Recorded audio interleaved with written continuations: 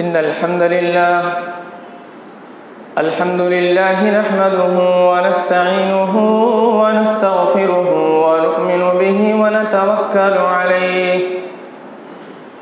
ونعوذ بالله من شرور أنفسنا ومن سيئات أعمالنا من يهده الله فلا مضل له ومن يضلله فلا هادي له ونشهد أن لا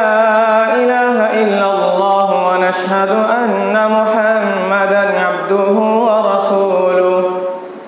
أرسله بالحق بشيرًا ونذيرًا وداعيًا إلى الله بإذنه وسراجًا منيرًا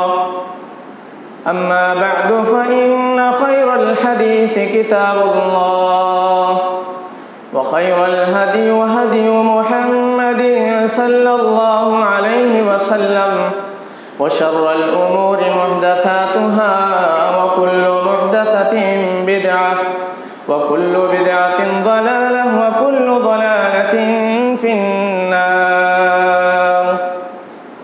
أعوذ بالله السميع العليم من الشيطان الرجيم. بسم الله الرحمن الرحيم. يا أيها الذين آمنوا اتقوا الله حق تقاته ولا تموتن إلا وأنتم مسلمون. يا أيها الناس اتقوا ربكم الذي خلقكم من نفس واحدة وخلق منها زوجها وبث منهما رجالا كثيرا ونساء واتقوا الله الذي تساءلون به والأرحام إن الله كان عليكم رقيبا. يا أيها الذين آمنوا اتقوا الله وقولوا قولا سديدا يصلح لكم أعمالكم ويغفر لكم ذنوبكم ومن يطع الله ورسوله فقد فاز فوزا عظيما. قال الله تبارك وتعالى في القرآن المجيد: ألم نجعل له عينين ولسانا وشفتين. قال النبي صلى الله عليه وسلم: إذا أصبح ابن آدم فإن الأعداء كلها تكفر اللسان فتقول اتق الله فينا فإنما نحن بك فإن استقمت استقمنا وإن أعوججت أعوججنا. الحدیث. ہر قسم کی تعریف حمد و ثنا بزرگی اور کبریائی اس اللہ وحدہ لا شریک لہ کے لیے لائق و زیبا ہے جس نے مجھے اور آپ کو ساری کائنات کو صرف اور صرف 6 دنوں میں پیدا فرمایا. اللہ رب العالمین وہ ہے جو ساری قدرتوں کا مالک ہے.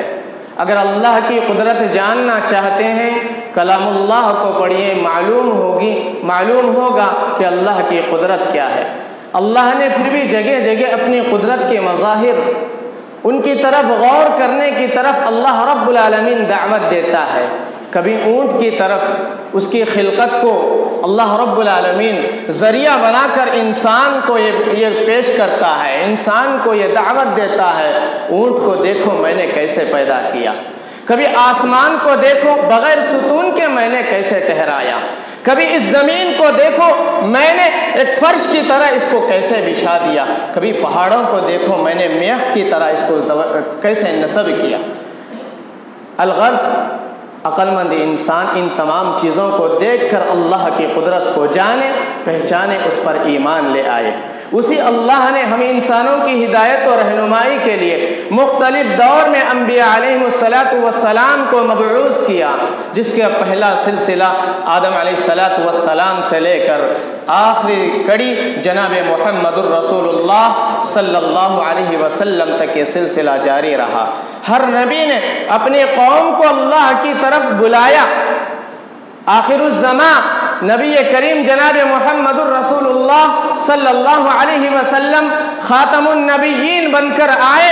اور اللہ رب العالمین کے تمام پیغامات کو ہم تک من و عن کر کے بتلایا۔ اللہم صلی وسلم علی نبینا محمد۔ معزز سامعین اکرام، میں انشاءاللہ آپ کے سامنے اللہ رب العالمین کی بے شمار نعمتیں ہیں، انہی نعمتوں میں سے ایک نعمت زبان ہے، اس کے تعلق سے چند گزارشات کہنے کی کوشش کروں گا۔ اللہ سے دعا کریں اللہ رب العالمین مجھے قرآن و حدیث کے مطابق کہنے، ہم سبھی کو اس پر عمل کرنے کی توفیق نصیب فرمائے۔ ہم جانتے ہیں اللہ رب العالمین نے ایک انسان کو جب پیدا کرتا ہے، تمام اعضاء کو اللہ رب العالمین ایک انسان میں فٹ کرتا ہے۔ اگر کوئی انسان ایک عضو سے محروم ہو، اگر کسی کو ہاتھ نہ ہو، کسی کو آنکھ نہ ہو، یا سننے سے قاصر ہو یا بولنے سے انسان قاصر ہو، اس آدمی کو پوچھئے، اگر نہ بولنے والا ہو زبان کی اہمیت کیا ہے اس آدمی سے پوچھئے، معلوم ہو جائے گا کہ یہ کتنی بڑی نعمت ہے۔ دنیا کی رنگینیوں کا نظارہ نہیں کرتا، اندھے آدمی سے آپ پوچھو کہ دنیا آپ کو کیسے لگ رہی ہے، یہ آنکھ کتنی بڑی نعمت ہے، جو اندھا ہے بتائے گا کہ یہ آنکھ کتنی بڑی نعمت ہے۔ لیکن ایک صحیح سالم انسان ان چیزوں کی طرف کم ہی غور کرتا ہے، کم ہی توجہ دیتا ہے کہ اللہ رب العالمین نے مجھے صحیح سالم بنایا، اتنی نعمتوں کو میں لے رہا ہوں، لیکن کبھی اللہ کا کما حقہ میں نے شکر ادا نہیں کیا۔ انسان ان چیزوں پر غور نہیں کرتا۔ سامعین اکرام، زبان ایک بیش بہا اللہ رب العالمین کی نعمت ہے۔ اس نعمت کا تذکرہ اللہ نے سورہ بلد میں آیت نمبر 8 اور 9 میں فرماتا ہے، أَلَمْ نَجْعَلْ لَهُ عَيْنَيْن۔ انسان کو سوال کرتا ہے، کیا میں نے انسان کو 2 آنکھیں عطا نہیں کی؟ وَلِسَانًا وَشَفَتَيْن، ایک زبان اور 2 ہونٹ میں نے انسان کو عطا نہیں کیا؟ اللہ نے اپنی نعمتوں کا تذکرہ کیا، لہذا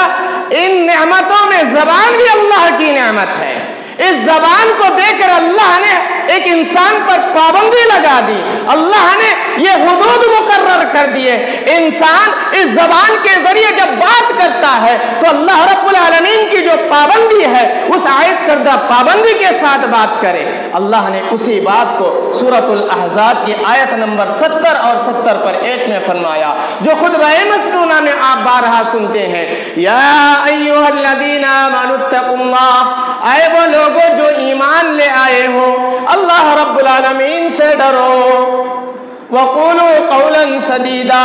جب بھی بات کرنے لگو سیدھی سچی اور راست بات کیا کرو۔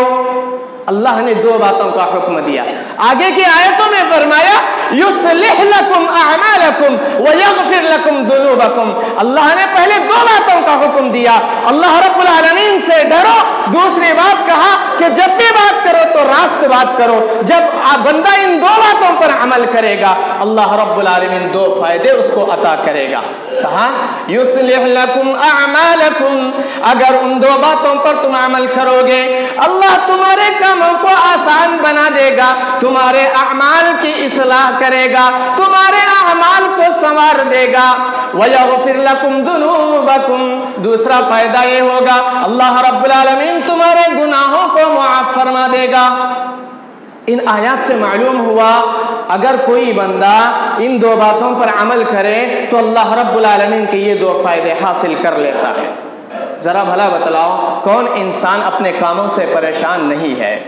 اپنے کاموں کا ٹینشن، کاموں کا الجھن ہر ایک انسان کو یہ لاگو ہے۔ انسان یہ چاہتا ہے کہ میرے کام آسان ہو جائے، میرے کام میں اللہ تعالیٰ سہل پیدا کر دے، لیکن انسان کبھی غور نہیں کرتا، اللہ سے نہیں ڈرتا اور اپنی زبان کو قابو میں نہیں رکھتا، اپنی زبان کی حفاظت نہیں کرتا، تو اللہ تعالیٰ کیسے تمہارے کام کو آسان بنائے گا؟ دوسری جگہ اللہ نے کہا، یہ اللہ کا ڈر کیسی چیز ہے؟ اللہ نے کہا وَمَن يَتَّقِ اللَّهَ يَجْعَلْ لَهُ مَخْرَجًا، جو اللہ رب العالمین کا ڈر اپنے اندر رکھتا ہے اللہ رب العالمین مشکل راہوں سے اسے آسانی کے ساتھ نکال لے گا، مشکل کاموں میں اللہ رب العالمین ضرور اس کا ساتھ دے گا۔ لیکن ہم اللہ کا ڈر رکھنا نہیں چاہتے، خاص طور پر اس آیت میں اللہ نے ڈر کہا، اللہ رب العالمین کا ڈر رکھنے کو کہا، اور خاص کر اس آیت کریمہ میں انسان بات کرنے کے معاملے میں خصوصیت کے ساتھ اللہ رب العالمین سے ڈرے۔ کیوں؟ اس لیے کہ اللہ کے نبی جناب محمد الرسول اللہ صلی اللہ علیہ وسلم نے فرمایا ایک جسم میں زبان کی حیثیت کیا ہوتی ہے، آپ اس حدیث سے اندازہ لگا لیں۔ جو حدیث میں نے خطبہ مسنونہ میں پڑھا، اللہ کے نبی جناب محمد الرسول اللہ صلی اللہ علیہ وسلم فرماتے ہیں اذا اصبح ابن آدم جب صبح کرتا ہے فإن الأعضاء كلها تكفر اللسان فتقول، جب ابن آدم صبح کرتا ہے جسم کے تمام اعضاء زبان کی طرف مخاطب ہو کے کہتے ہیں، بڑے عاجزگی کے ساتھ درخواست کرتے ہیں اتق اللہ فینا،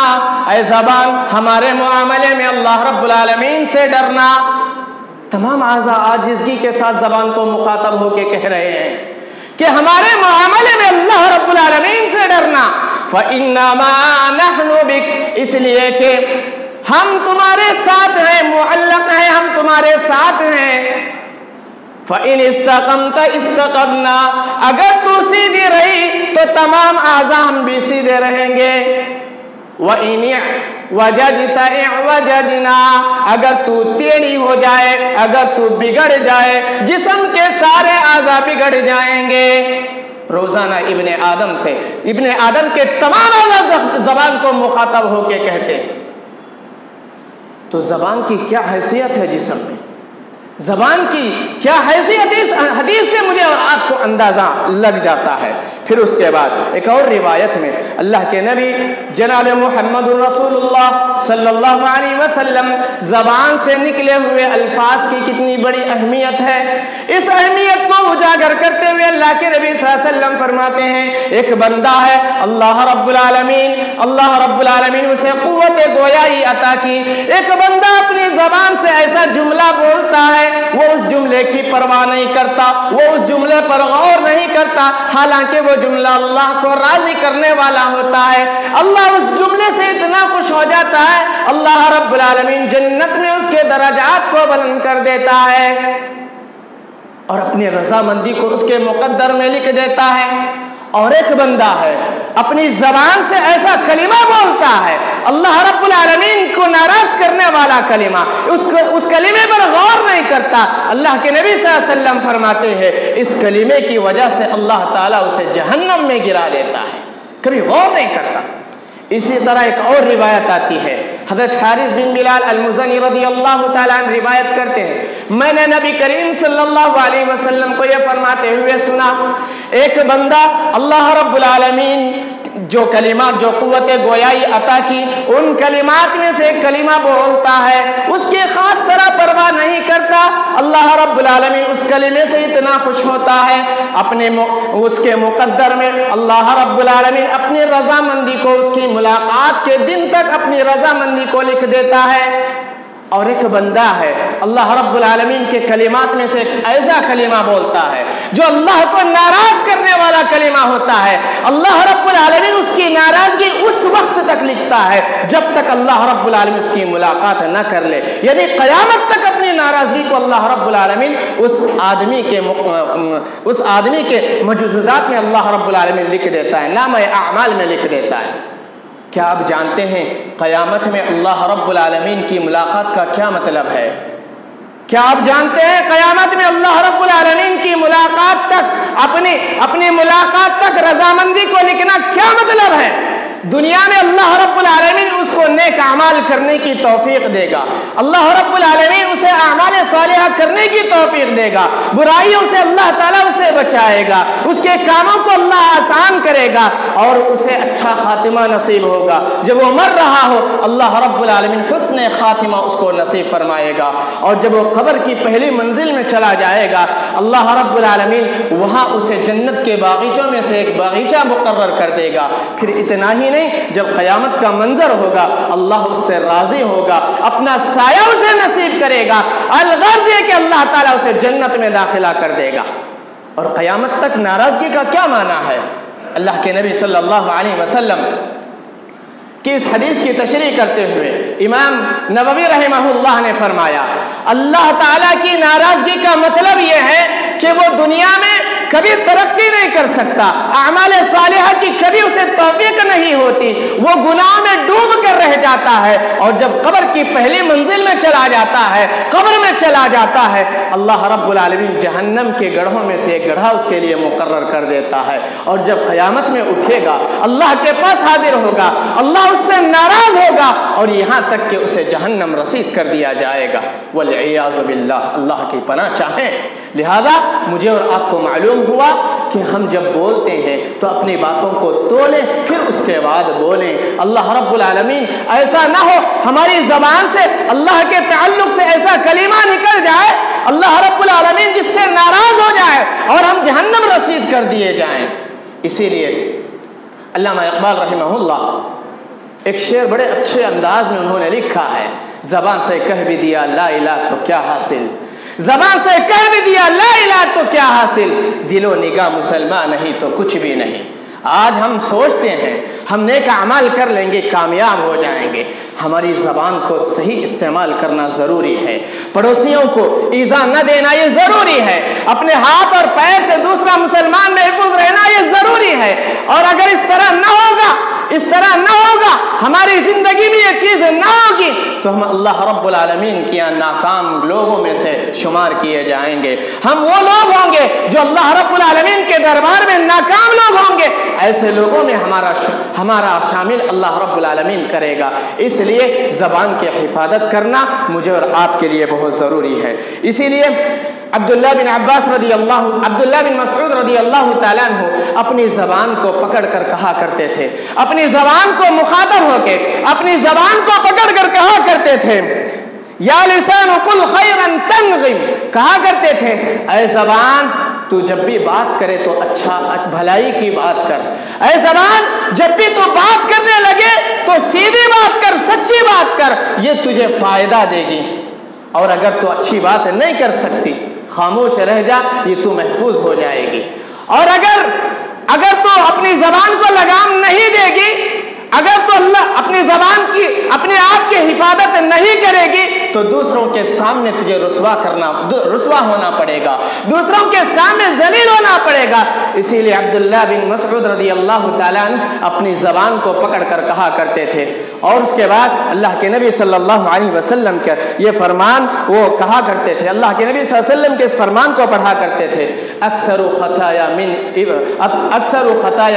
آدم فی لسانہ، ابن آدم کی اکثر غلطیاں، ابن آدم کی اکثر خطائیں اس زبان کی وجہ سے ہیں، اس زبان کی وجہ سے ہوتی ہیں۔ لہذا جب انسان اپنی زبان کو کنٹرول کر لے، اپنی زبان کی حفاظت کر لے، اپنی زبان کو لگام دے لے، اپنی زبان کو قابو نہ رکھے تو وہ انسان کامیاب ہو جائے گا۔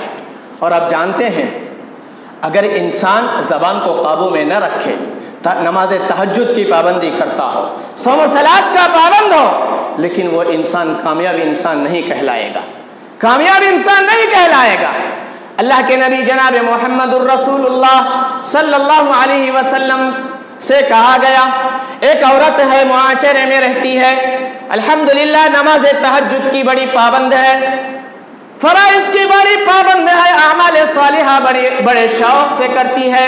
خیرات بھی کرتی ہے، صدقے میں بھی حصہ لیتی ہے، لیکن اپنے پڑوسی کو اپنے زبان سے ایذا پہنچاتی ہے، تکلیف دیتی ہے۔ اللہ کے نبی صلی اللہ علیہ وسلم نے فرمایا اس کے اندر کوئی خیر نہیں ہے، لا خیر فیہا ہوا من اہل النار، لا خیر فیہا ہوا من اہل النار۔ اللہ کے نبی صلی اللہ علیہ وسلم فرماتے ہیں اتنی عبادتیں وہ کرنے کے باوجود اس میں کوئی بھلائی نہیں، اس میں کوئی خیر نہیں، اس لیے کہ وہ پڑوسیوں کو ایذا پہنچاتی ہے، اپنی زبان سے دوسرے مسلمانوں کو، دوسروں کو تکلیف پہنچاتی ہے، اس میں کوئی بھلائی نہیں ہے، لہذا وہ جہنمی ہے۔ اللہ کے نبی صلی اللہ علیہ وسلم نے فرمایا ہیا من اہل النار۔ دوسری ایک عورت کے بارے میں کہا گیا، ایک عورت ہے صوم و صلات کی اتنی بڑی پابند نہیں ہے، کبھی کبھی پڑھ لیتی ہے، نماز تہجد کی بھی پابند نہیں، کبھی کبھی پڑھ لیتی ہے، لیکن اپنے پڑوسیوں کو ایذا نہیں پہنچاتی، اپنی زبان سے کسی کو تکلیف نہیں دیتی۔ اللہ کے نبی صلی اللہ علیہ وسلم نے فرمایا ہی من اہل الجنہ، کہا کہ وہ جنتی عورت ہے، وہ جنتی عورت ہے۔ تو معلوم یہ ہوا زبان کو کنٹرول کرنا جنت میں جانے کے مترادف ہے۔ جنت میں جانے کے لیے انسان کو چاہیے کہ اپنی زبان کی حفاظت کرے، اپنی زبان کو کنٹرول میں رکھے، اپنی زبان کو لگام دے، اپنی زبان کو قابو میں رکھے۔ اگر ایسا نہ ہوگا تو یاد رکھیے اللہ رب العالمین کے دربار میں ہمیں رسوا ہونا پڑے گا، ہمیں ذلیل ہونا پڑے گا، ہمیں اللہ رب العالمین ذلت و خوار کر کے ہماری زندگی کو تباہ و برباد کر دے گا۔ اس لیے کہ زبان کی آفتیں بہت ساری ہیں۔ انسان اسی زبان کی وجہ سے کسی کی چغلی کھاتا ہے، کسی پر بہتان تراشتا ہے، کسی پر الزام لگاتا ہے، اور اللہ اور اس کے رسول پر افترا بازی کرتا ہے، اللہ کے نبی صلی اللہ علیہ وسلم پر جھوٹ گھڑتا ہے، کبھی لطیفے ہنسانے کے لیے اپنے لطیفے بنا کر پیش کرتا ہے، جھوٹ بولنے پر آمادہ ہو جاتا ہے، جھوٹی گواہی دیتا ہے۔ یہ ساری چیزیں زبان کی وجہ سے آتی ہیں۔ اگر زبان کی حفاظت نہ کیا جائے انسان اپنے آپ کو ان تمام چیزوں میں ملوث کر دیتا ہے، اور الغرض یہ کہ جب یہ ساری چیزوں کو انسان اپنا لیتا ہے ہلاکت و بربادی اس کا مقدر بن جاتی ہے، اور اس کو ہلاک ہونے سے کوئی چیز مانے نہیں ہوتی، کوئی چیز روک نہیں سکتی۔ اس لیے اپنی زبان کو قابو میں رکھنا، اپنی زبان کو کنٹرول میں رکھنا یہ ہمارے لیے بہت ضروری ہے۔ سامعین کرام، اللہ کے نبی جناب محمد الرسول اللہ صلی اللہ علیہ وسلم اس آدمی کو خوشخبری دیتے ہیں جو اپنی زبان کی حفاظت کرتا ہے، اپنی زبان کو کنٹرول کرتا ہے، اپنی زبان کو لگام دیتا ہے۔ ایسے آدمی کو اللہ کے نبی صلی اللہ علیہ وسلم نے ضمانت دی، جنت کی، کہا جنت کی خوشخبری میں اس آدمی کو دیتا ہوں۔ حضرت سہل بن سعد رضی اللہ تعالیٰ عنہ بیان کرتے ہیں اللہ کے نبی جناب محمد الرسول اللہ صلی اللہ علیہ وسلم نے فرمایا من يضمن لي ما بين لحييه وما بين رجليه اضمن له الجنہ، کہا جو آدمی مجھے دو چیزوں کی حفاظت کی ضمانت دے گا، جو آدمی مجھے دو چیزوں کی ضمانت کی حفاظت دے گا، میں اللہ کا نبی ہوں، میں اس آدمی کو جنت کی ضمانت دوں گا۔ اللہ کے نبی صلی اللہ علیہ وسلم نے فرمایا دو چیزیں کون سی ہیں؟ ما بین لحییہ، دونوں جبڑوں کے درمیان والی چیز زبان کی حفاظت کی اگر کوئی ضمانت دے میں اس کو جنت کی ضمانت دوں گا۔ یہ میرا قول نہیں، یہ کسی سلف کا قول نہیں، بلکہ اللہ کے پیغمبر جناب محمد الرسول اللہ صلی اللہ علیہ وسلم کا قول ہے۔ کہا ما بین لحییہ وما بین رجلہ، جو آدمی دونوں جبڑوں کے درمیان والی چیز زبان کی حفاظت کی ضمانت دے گا اور دونوں ٹانگوں کے درمیان والی چیز شرمگاہ کی حفاظت کی ضمانت دے گا، میں اس آدمی کو جنت کی ضمانت دوں گا۔ اور اللہ کے نبی صلی اللہ علیہ وسلم کہا آدمی کامیاب ہونا چاہتا ہے، آدمی کامیاب ہونا چاہتا ہے، وہ کامیابی اس کے قدم چومے، ہر آدمی یہ چاہتا ہے۔ اللہ کے نبی صلی اللہ علیہ وسلم نے فرمایا جب بھی بات کرے تو بھلی بات کرے ورنہ خاموش رہے۔ خاموش رہنے کا فائدہ کیا ہوگا؟ اللہ کے نبی صلی اللہ علیہ وسلم نے فرمایا من صمت نجا، اور ایک روایت میں آتا ہے من سکت نجا، جس نے خاموشی اختیار کی وہ کامیاب ہو گیا، وہ نجات پا گیا، وہ آدمی کامیاب و کامران ہو گیا جس نے اپنی زبان کو کنٹرول میں کر لیا، خاموش رہا۔ اور ایک روایت میں اللہ کے نبی صلی اللہ علیہ وسلم فرماتے ہیں